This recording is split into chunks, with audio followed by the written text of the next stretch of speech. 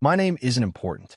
For privacy reasons, I'll just say my name is Samantha, and at the time this happened, I was 20 years old. I worked at a Walmart supercenter in a very small town in southern Alabama. The kind of town where everyone knows everyone, where nothing ever really happens, and where crime feels like something that only exists on the news. Back then, our store was still open 24 hours, and because I wasn't in college full-time, my manager often scheduled me for overnight shifts. Those shifts usually ran from 10 p.m. to 7 a.m. If you've never been inside a Walmart that late, it's hard to describe how strange it feels. The store is enormous. The lights are harsh and unforgiving, and the silence feels unnatural.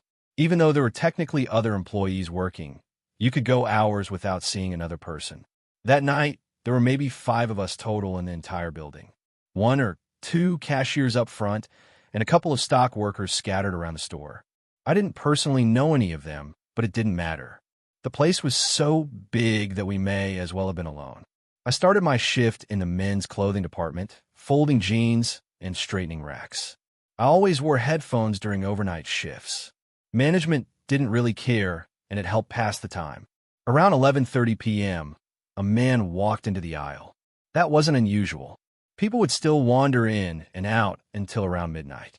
He looked normal enough at first glance, mid-30s maybe, average height, wearing jeans and a dark jacket. He asked me if we had the same pair of jeans in a different waist size. I told him politely that whatever was on the rack was all we had out and that we didn't keep extra sizes in the back for clothing. He smiled, thanked me, and turned back toward the rack. As I continued folding jeans, I accidentally made eye contact with him again. He was standing still, holding the jeans, staring directly at me. It wasn't aggressive, just long enough to feel awkward. When he realized I noticed, he looked away and put the jeans back. I shrugged it off. Retail trains you to ignore weird behavior. The man walked away, and I went back to work. By the time the store officially hit midnight, it felt like a ghost town. The music overhead played softly, echoing through empty aisles. I didn't see a single customer anywhere. Around 1 a.m., I was assigned to help restock the appliances section. That meant hauling boxes from the back room using a flat cart and filling empty shelves. Because most of the shelves were bare, I could see straight through several aisles at once. That's when I noticed someone standing in the next aisle over. He wasn't moving, just standing there. At first, I assumed it was another stock worker, but something about the way he was positioned made me pause. He wasn't stocking shelves. He wasn't holding anything. He was facing my direction. As soon as our eyes met, he turned his head away. That's when I recognized him. It was the same man from the jeans section. I remember feeling a tight, knot form in my stomach. There was no reason he should still be in the store. It had been nearly 2 hours since I last saw him. Trying not to draw attention, I pushed my cart forward and casually walked past the aisle he was standing in, pretending to check labels. I glanced over just long enough to confirm something that made my skin crawl. His hands were empty. No cart, no basket, no merchandise. Just him. I finished stocking the shelf as quickly as I could and pushed the empty cart back to the stockroom. Instead of heading out again, I sat in the employee lounge and stared at my phone, trying to calm myself down. Maybe I was overthinking it. Still, after about 15 minutes, I decided I didn't want to go back to appliances. I chose to work in grocery instead, thinking being closer to the front of the store would make me feel safer. I grabbed crates and headed into the dairy cooler. If you've never been inside one, it's loud. The refrigerators roar constantly, making it almost impossible to hear anything else. I was checking expiration dates on milk and yogurt, stacking crates onto a pallet. That's when I heard the cooler door slam open. The sound cut straight through the noise of the machines. There was a small gap between stacked boxes that allowed me to see the entrance without being fully exposed. And standing in the doorway was him, the same man. I didn't think. I reacted purely on instinct. I ducked under one of the metal shelves and pulled a large box of eggs in front of me, using it as a shield. The refrigeration units were loud enough that I didn't worry about making noise. My heart was pounding so hard I could feel it in my throat. He shouldn't have been there. The dairy cooler was employees only. I stayed crouched there for what felt like forever, my head buried in my arms, waiting to hear the door open and close again. I kept telling myself he'd leave once he realized I wasn't there. Eventually, the silence convinced me he must have gone. I lifted my head and screamed.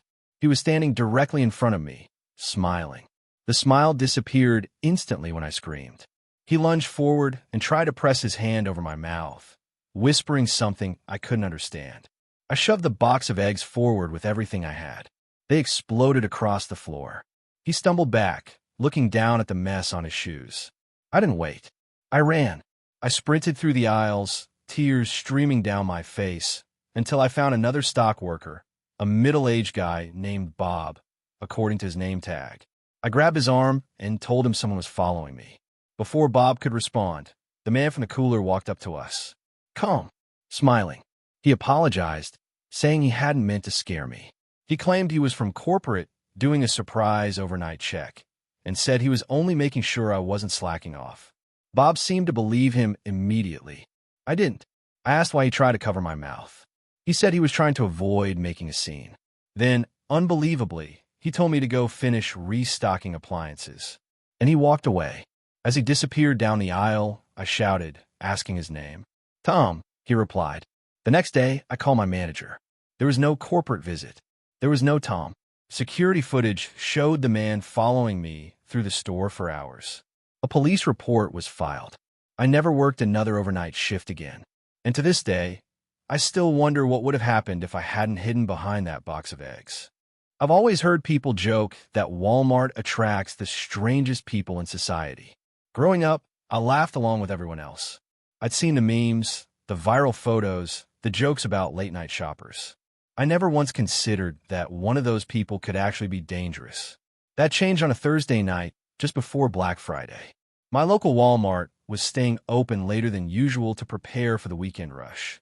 The parking lot was packed, and the store felt tense, like everyone was already in competition mode, hunting for deals before someone else could grab them first.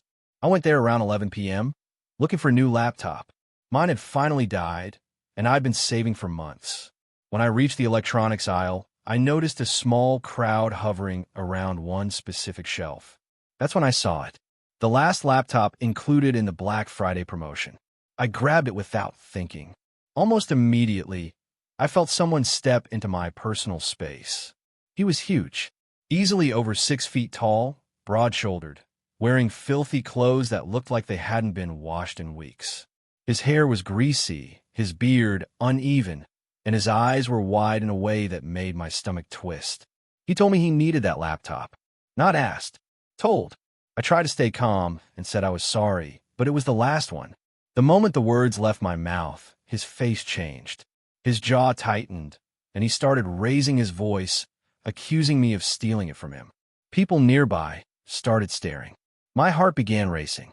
I wasn't used to confrontations like that. I quickly walked away toward the checkout lines, clutching the box to my chest. He followed me. He didn't touch me, but he stayed close enough that I could hear him muttering under his breath. He shouted insults, calling me names, demanding I give it to him. Other customers tried to comfort me, laughing it off and calling him crazy. That helped a little. I paid for the laptop and left as fast as I could. The drive home felt longer than usual, but nothing happened. No one followed me.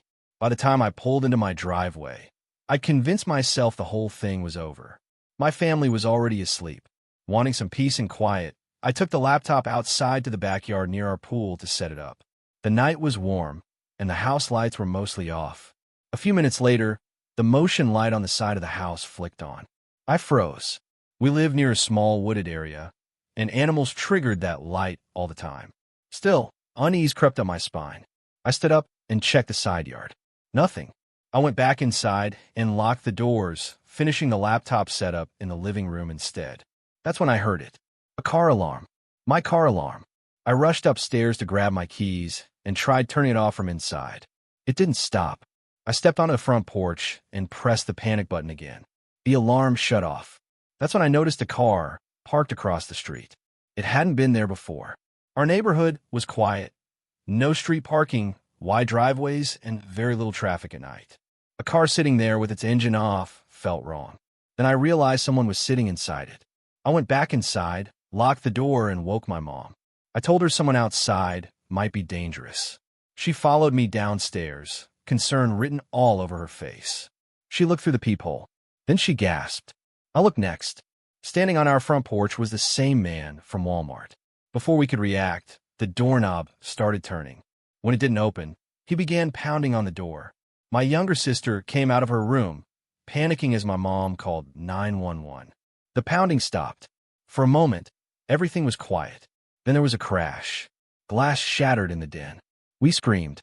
I locked the den door and told my mom and sister to run upstairs. My hand was shaking so badly I could barely turn the lock.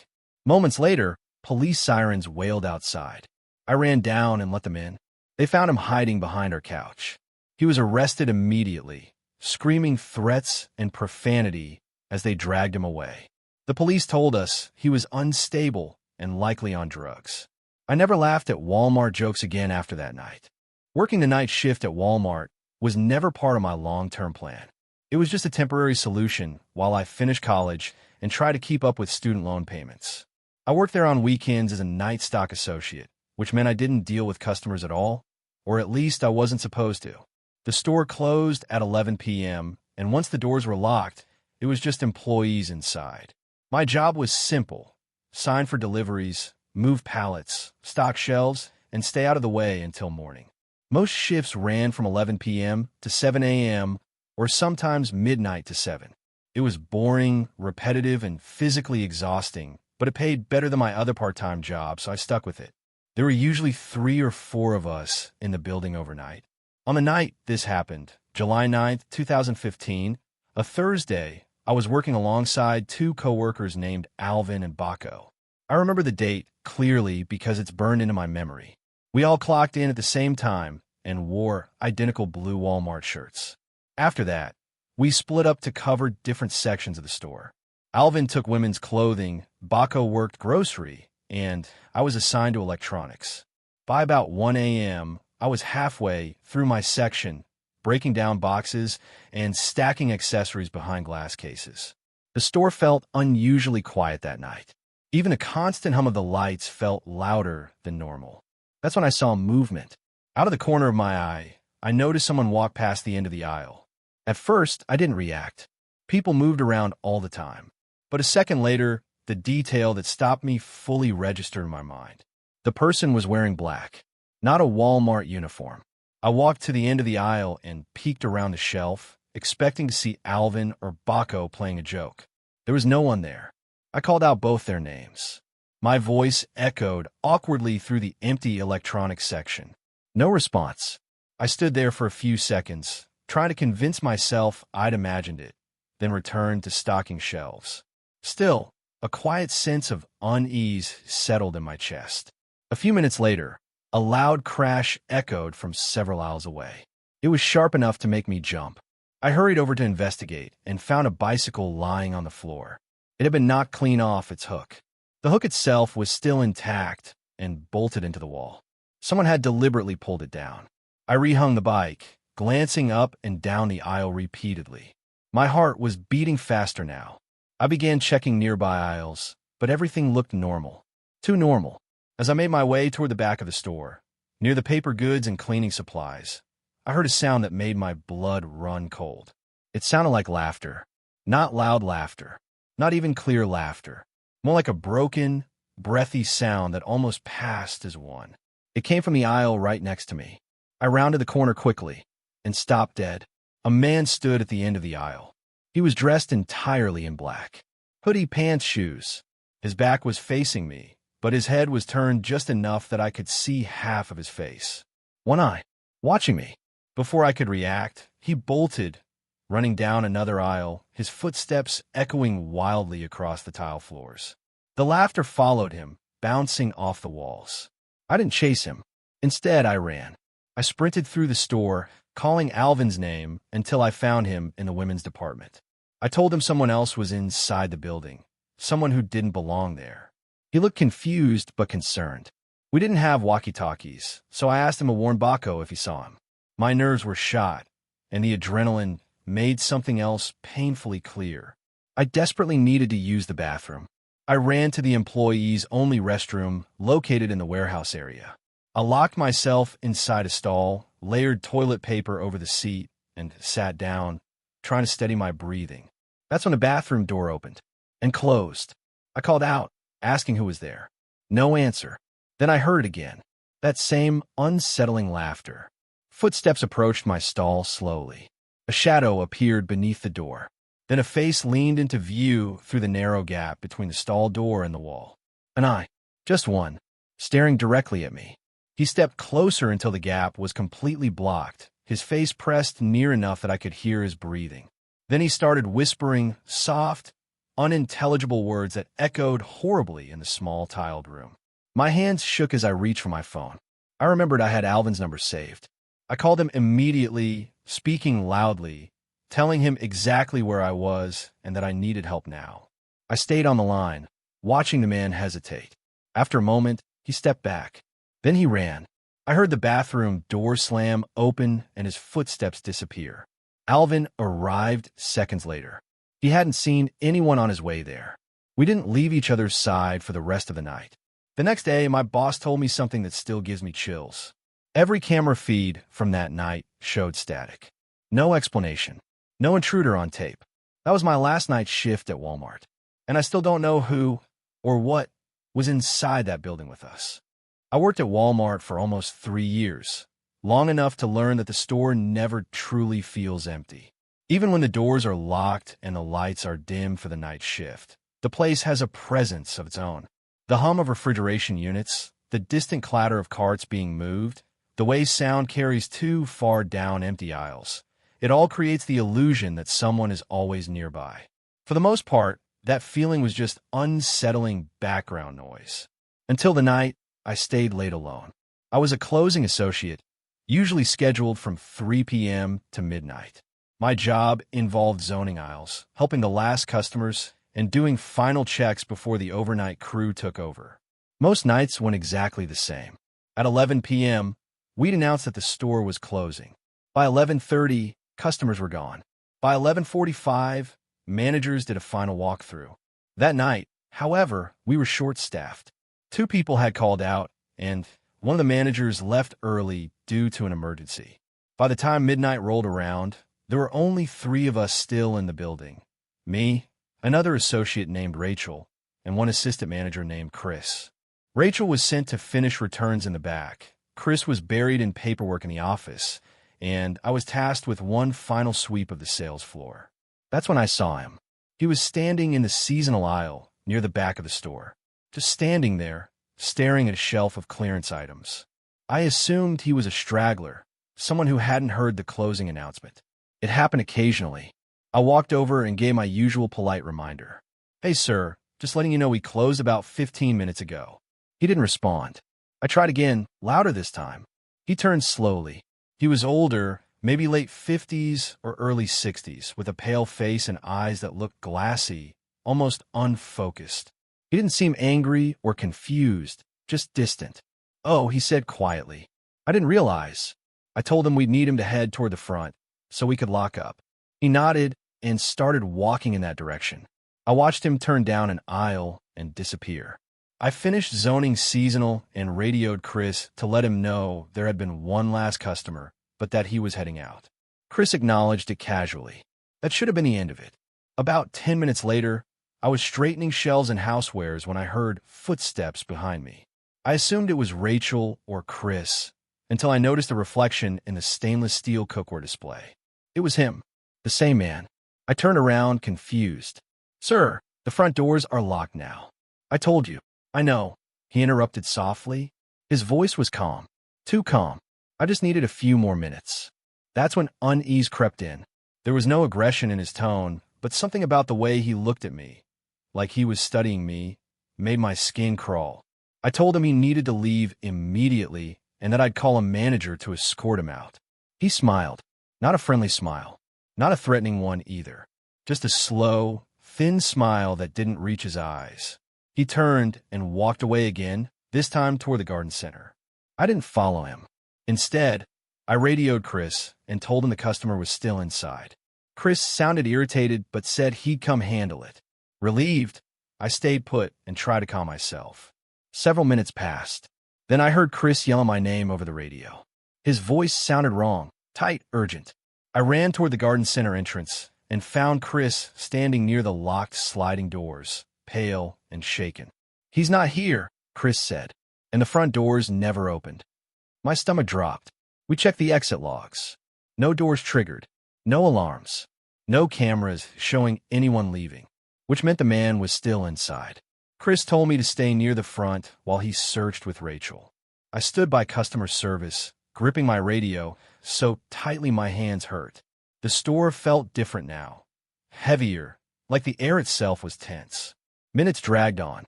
Then the radio crackled again. Rachel was whispering. "I found him," she said. "Electronics." But he's not responding. We rushed there. Rachel stood at the end of the aisle, frozen. She pointed toward the TV wall. The man was there, standing inches from a black screen, staring at his own reflection.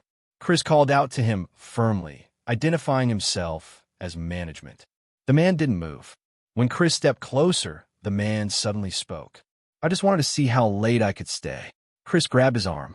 That's when the man twisted away with surprising strength and bolted down the aisle. We chased him. He ran faster than someone his age should have been able to, cutting through departments, knocking items off shelves as he went. We lost sight of him near grocery. Then the lights flickered, just once. When they came back on, the store was silent again. We searched for nearly 20 minutes before finally calling the police. They arrived quickly, but by then, there was no sign of him. No alarms had gone off. No forced exits. Nothing on camera. The officers suggested he might have hidden until morning, but that didn't make sense. Overnight staff arrived soon after, and the store was thoroughly checked. He was never found. 2 weeks later, I was called into the office. Chris showed me a still frame from the security footage, one that had been overlooked. It showed the man standing near the seasonal aisle. Only this time, the timestamp read 2:47 a.m. None of us were scheduled to be there then, and the store was locked. I quit shortly after. To this day, whenever I'm in a Walmart late at night and see someone standing alone in an aisle, not shopping, not moving, just watching, I don't assume they're lost anymore. I assume they're waiting.